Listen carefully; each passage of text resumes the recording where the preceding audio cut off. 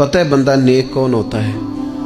جس کی تنہائی نیک ہوتی ہے، جو اکیلے میں نیک ہوتا ہے۔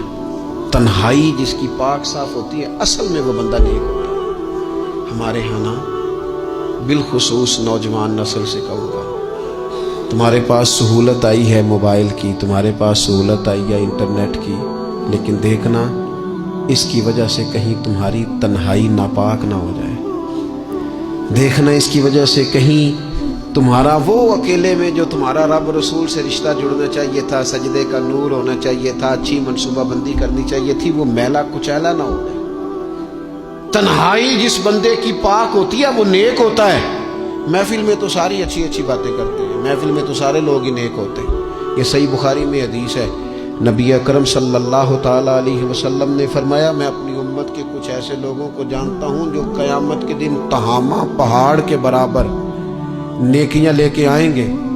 تہامہ پہاڑ تھا ایک بڑا سفید رنگ کا، اس پہاڑ کے برابر وہ نیکیاں لے کے آئیں گے، لیکن فرمایا اللہ تعالیٰ ان کی نیکیوں کو ہوا میں اڑا دے گا۔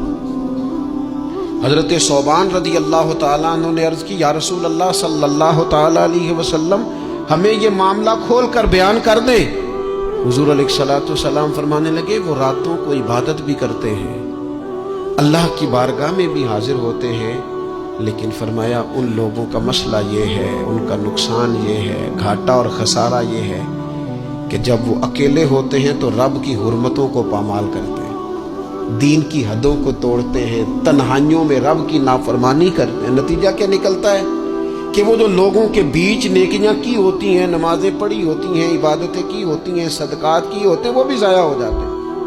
اگر یہ لوگ اپنی تنہائی پاک کر لیں تو ان کی باقی ساری عبادتیں بھی محفوظ ہو جائیں گی۔ اپنی تنہائی پر توجہ دیں، اپنی بالخصوص نوجوانوں، میری آپ سے بڑی درد مندانہ اپیل ہے، اپنی تنہائی میں نا رب کی بارگاہ میں حاضر ہو، اچھے ارادے کرو، اچھی منصوبہ بندی کرو، لمبی دعائیں مانگو۔